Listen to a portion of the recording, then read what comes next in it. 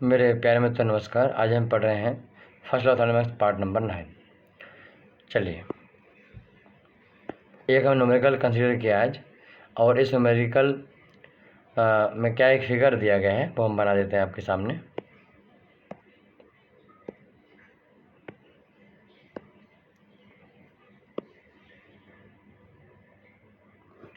Figure ये दिया गया है कि हमने यहाँ पर 3 प्रोसेस हैं, उनको लिया गया है और ये प्रोसेस एक के बाद एक सीरीज में है, ठीक। और इन प्रोसेस की खास बात यह है कि पहले पॉइंट 1 से हम पॉइंट 2 तक जाते हैं, पॉइंट 1 से पॉइंट 2 तक जाते हैं, यानी प्रोसेस 1 से 2 तक चलती है। और इसके बाद प्रोसेस जो है इस तरीके से जाती है, 2 से 3 तक जाती है, और बाद में 3 से 1 तक प्रोसेस वापस होके आती है। इस तरीके से इसका मूवमेंट है।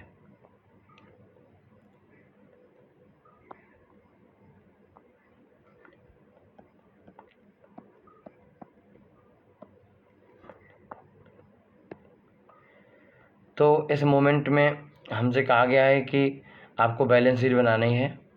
बैलेंस शीट का मतलब है कि अगर हम 1 से 2 जा रहे हैं तो डी क्यू की वैल्यू कितनी होगी, डी डब्ल्यू कितना होगा, और फिर डी यू कितना होगा। ऐसे 2 से 3 में, 3 से 1 में। और ओवरऑल हम देखें तो हमारा जो एनर्जी और वर्क है और इंटर एनर्जी, इनका सबका समेसन हम लेंगे तो वो सही आ रहा है नहीं आ रहा है, जितना हम एनर्जी दे रहे हैं उतना वापस में एनर्जी मिल रहा है नहीं मिल रहा है, ये हमें शो करना है। क्योंकि हम यहाँ से 1 से 2, 2 से 3, 3 से 1 आ रहे हैं, यानी जहाँ से हम चले थे वापस वहीं पे आ जा रहे हैं। इसका मतलब ओवरऑल सिस्टम की जो चेंज इन इंटर एनर्जी है वो 0 है। चेंज इन इंटर एनर्जी है वो क्या है, वो 0 है, ये बात जान लीजिए। तो जो हमारा फार्मूला है D Q equals to D U plus D W, इसमें जो ओवरऑल हम देखें साइक्लिक प्रोसेस है तो ए वाला टर्म हमारा बीच वाला 0 हो जाता है। इसका मतलब हमें यहाँ पर मेंटेन करना है डी क्यू समेसन 1 में, 2 में, 3 में सभी का डी क्यू का समेसन और सभी में डी डब्ल्यू का समेसन बराबर होना चाहिए। हमें इसको मेंटेन करना है, राइट। चलिए, तो हम इसके पहले वाले पार्ट पे फोकस करते हैं।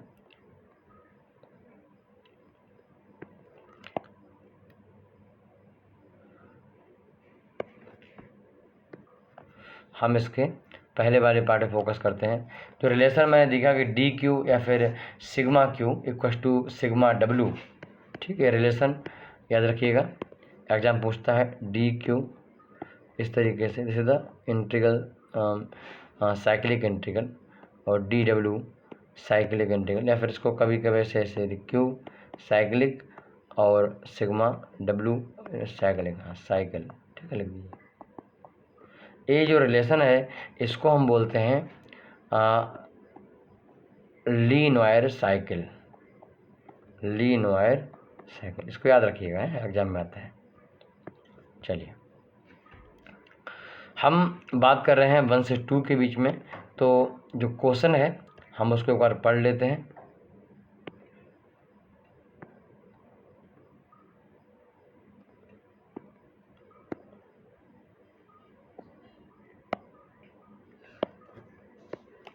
क्वेश्चन है कि पहली वाली एक्टिविटी है, इसके बारे में लिखा है क्वेश्चन में कि भाई जो एक्टिविटी है उसमें 1 से 2 तक आइसोकोरिक है।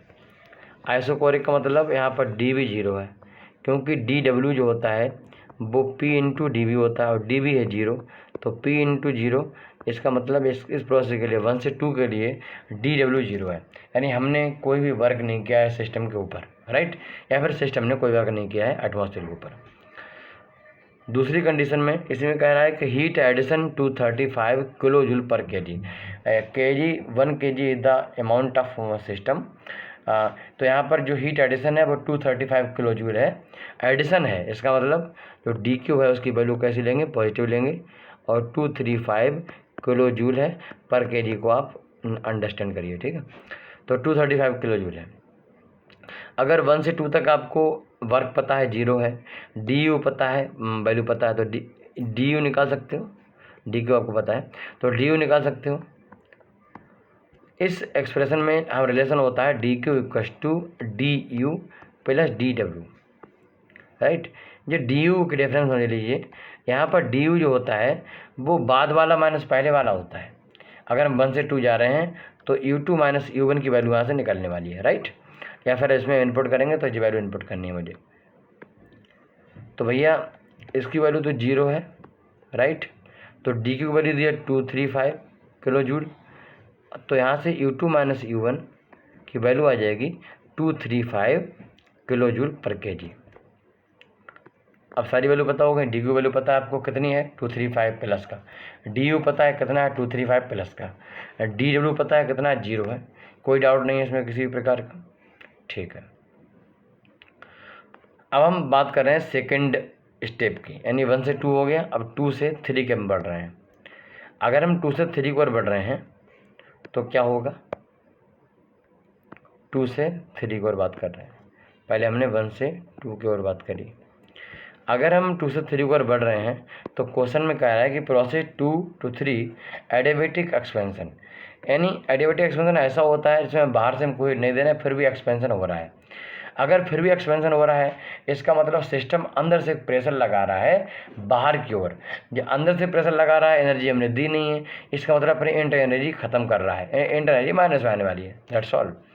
तो यहाँ से फिर कह रहा है कि एक्सपेंशन, अच्छा adiabatic expansion to its original pressure, जिसका प्रेशर है उसके आधार पे, with loss of 70 kilo joule per KG inter energy. देखो भाई बात कर रहे हैं कि इंटर एनर्जी का लॉस हो रहा है।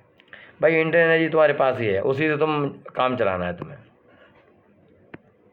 तो क्वेश्चन में कह रहा है सेकेंड पार्ट में कि प्रोसेस इतना दिया है और एडियाबेटिक एक्सपेंशन है। एडियाबेटिक मतलब डी क्यू की वैल्यू 0 कर दी इसने, राइट। फिर कह रहा है कि original pressure with loss of inter energy. Loss of inter energy का मतलब है डी यू की वैल्यू नेगेटिव आने वाली है। और डी यू क्या होता है, डी यू होता है U3 minus U2, right. U3 minus U2 ऐसे लिखना है आपको। और इसकी वैल्यू कितनी है, -70 लिखनी है, क्योंकि लॉस है। अगर गेन होता है तो हम इसको रखते हैं पॉजिटिव में। डी डब्ल्यू निकाल सकते हो कैसे, D Q equals to D U plus D W. इस प्रक्रिया के लिए रखेंगे हम -70 प्लस डी डब्ल्यू। तो इसमें हमने डी डब्ल्यू आया है वो 70 है। ध्यान दीजिए डी डब्ल्यू प्लस में है, इसका मतलब सिस्टम ने वर्क किया सराउंडिंग में। बिल्कुल बात सही है, क्योंकि एक्सपेंशन हो रहा है, बाहर की बाउंड्री एक्सपेंड हो रही है टू द एटमॉस्फेयर, तो बात सही है। चलिए, तो दूसरे के लिए मालूम पड़ गया आपको। अब तीसरी कंडीशन के लिए हम लिखते हैं। तीसरी कंडीशन के लिए आपको लिखा है कि प्रोसेस 3 to 1 आइसोबारिक कंप्रेशन। अब कंप्रेशन हो मतलब वॉल्यूम कम हो रहा है। आपको यहाँ से हमने ग्राफ बनाया, इससे भी क्लियर हो रहा होगा कि भाई देख रहे हैं वॉल्यूम कम हो रहा है, राइट। आइसोबारिक कंप्रेशन हो रहा है 3 to 1, ओके। कह रहा है कि टू इट्स ओरिजिनल वॉल्यूम, जो उसका पहले से वॉल्यूम था 0.1 पे था, उसमें दोबारा सिस्टम आ रहा है। और कह रहा है हीट रिजेक्शन दिया है 200 किलो जूल। हीट रिजेक्शन मतलब डी क्यू वैल्यू नेगेटिव है, -200 किलो जूल पर केजी। कोई दिक्कत नहीं। अब आपको डी डब्ल्यू चाहिए, क्वेश्चन में नहीं दिया है। डी यू चाहिए, क्वेश्चन में नहीं दिया है।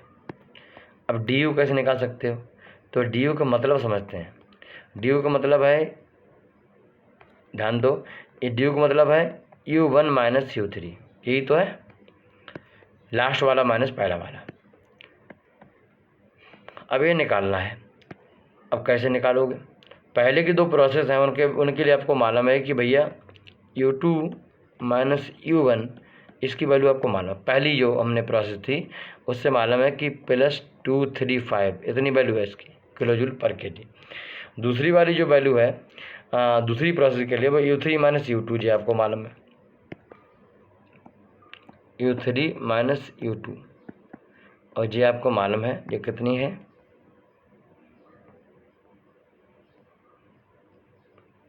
जी आपको मालूम है U3 माइनस U2 दी है -70।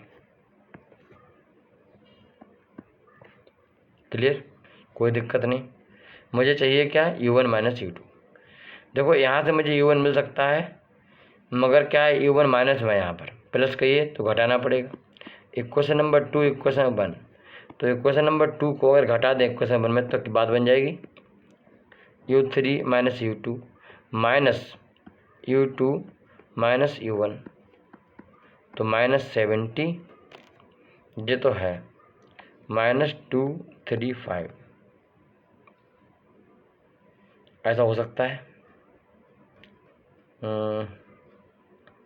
तो मुझे क्या मिलेगा, u3 मुझे चाहिए माइनस में तो वो मिल नहीं पाया,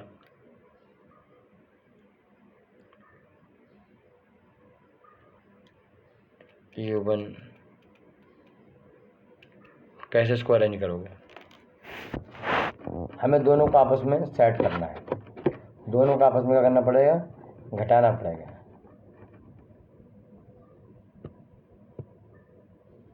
हमें दोनों को आपस में घटाना पड़ेगा और घटाएंगे तभी हमारा मामला सॉल्व हो पाएगा।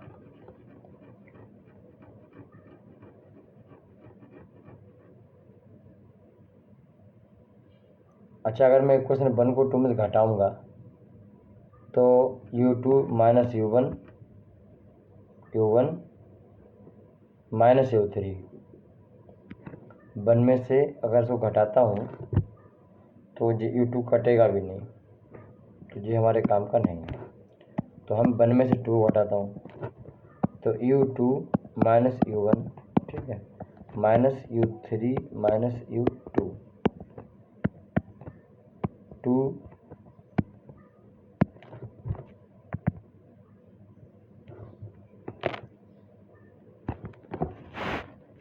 जो पहली इक्वेशन से हमने निकाला है वो हमारे u2 माइनस u1 निकलेगा 235, ओके। दूसरी इक्वेशन से हमने जो निकाला है वो हमारा निकल के आया है दूसरे निकल गया है u3 minus u2 equal to -70, okay. अब मुझे तीसरी इक्वेशन के लिए क्या चाहिए, तीसरी इक्वेशन के लिए हमें ओवरऑल वैल्यू चाहिए अपनी u1 माइनस u3 की, u1 माइनस u3 की।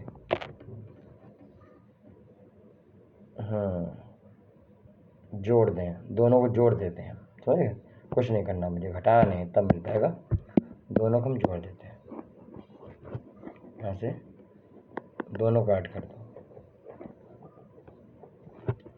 दोनों को ऐड कर दो इक्वेशन 1 और 2 को, वही एडिशन। तो देखो u2 से u2 कैंसिल हो गया तो बचा क्या, u1 माइनस का और प्लस का u3, ओके। और दोनों को जोड़ो तो ये बचेगा 165 प्लस का, 165 वो प्लस का। अब मुझे यहाँ पर चाहिए था उल्टा u1 माइनस u3, तो साइन उधर ले आएंगे तो -165 किलो जूल पर kg। अच्छा, इसमें एक चीज़ और बात कर लीजिए, अगर हम 1 और 2 दोनों जोड़ दें सीधे तो उनके यहाँ डी मिल जाए। अब यार टेंशन आपको नहीं थी, इससे ये भी पक्का हो गया, डायरेक्टली आप समझ सकते हैं, क्योंकि हमें फाइनली रिसाइकलिंग प्रोसेस मतलब साइकिल पूरा करना है। तो जी आपको मिल गया। अब आपके लिए मतलब एक तरीके से आपको इस प्रोसेस के लिए डी मिल गया। अगर आपको डी डब्ल्यू चाहिए, अगर डी डब्ल्यू चाहिए तो क्या करना पड़ा, D Q minus D you. अब डी क्यू कितना है, डी क्यू इस प्रोसेस के लिए -200 और डी यू की वैल्यू है -165, पुट कर दिया, -200 प्लस 165। तो इसके लिए जो निकलने वाला डी डब्ल्यू वो -35 किलो जूल पर kg। अब सारी वैल्यू आपको मिल गई। तो क्योंकि रिसाइकलिंग सिस्टम है तो अब हम पूरी बैलेंस शीट निकालते हैं। यहाँ पर जो पहली वाली प्रोसेस है उसके लिए इसको ऐसे देखो, जो पहली वाली हमारी प्रोसेस है 1 से 2 तक, तो उसके लिए डी क्यू कितना आया वो लिखना है, डी डब्ल्यू कितना आया वो लिखना है, और डी यू कितना आया वो आपको लिखना है। फिर ऐसे ही 2 से 3 के लिए डी क्यू कितना आया वो लिखना है, डी डब्ल्यू कितना आया वो लिखना है, और डी यू कितना आया वो लिखना है। ऐसे ही 3 से 1 के लिए डी क्यू कितना आया लिखना है, डी डब्ल्यू कितना आया वो लिखना है, और डी यू कितना आया वो लिखना है। सबका यूनिट भाई किलो जूल पर kg, ठीक। तो पहली वाली जो प्रोसेस है इसके लिए DW 0 है, डी को 235 है और DU जो है वो भी 235 है। DU 235 है प्लस का, DW 0 है और डी को भी 235 है। Kilo joule per KG, kilo joule per KG और 0 kilo joule per KG, right. चलिए अब 2 से 3 जो प्रोसेस है इसके लिए क्या है कि DQ 0 है, DU -70 है और DW +70 है। DU 0 है, DU -70 है और DQ +70 है, kilo joule per KG, kilo joule per KG. तीसरी प्रोसेस के लिए DW -35 है किलो जूल पर केजी और इसके लिए DQ -200 है, -200 है और DW -35 है, -200 है और -35 है। ठीक, चलिए तो बैलेंस शीट बन गई। अब इसमें हम क्या काम कर सकते हैं, इसमें वो वेरीफाई कर लेते हैं, इसको वेरीफाई करते हैं। तो लाइनर जो हमारा साइकिल है DQ = DW ये लगाते हैं, DQ निकालते हैं। समेसन कितना है इनका Q का, तो समेसन निकालना है आपको 200, यहाँ जे हुआ 0 और 235 प्लस 0 और प्लस 200 माइनस वाला, तो अब सॉल्व करोगे तो 35 आ जाएगा। ऐसे DW निकाल लो समेसन इसका। तो पहले वाले के लिए 0, दूसरी वाले के लिए 70 और तीसरी वाले के लिए -35।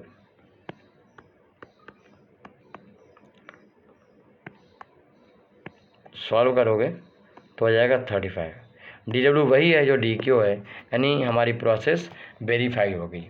तो ऐसे किसी भी अगर हमारा क्वेश्चन दिया है इसमें कि 1 से 2 to 3 जा रहे हैं, तो वो डाटा गिवन है उसके आधार पे मैंने अपना दिमाग लगा के हम आसानी से बैलेंस शीट बना सकते हैं, या फिर जो भी एक पॉइंट पूछ रहा बता सकते हैं। 4 विकल्प दिए उनमें से कोई भी क्वेश्चन सेलेक्ट कर सकते हैं। तो ऐसे क्वेश्चन बनेंगे। नेक्स्ट लेक्चर में 1-2 क्वेश्चन और करवाएंगे हम, जिससे आपको फर्स्ट लॉ पे कैसे क्वेश्चन आते हैं ये क्लियर हो जाएगा। फिर मिलते हैं, नमस्कार।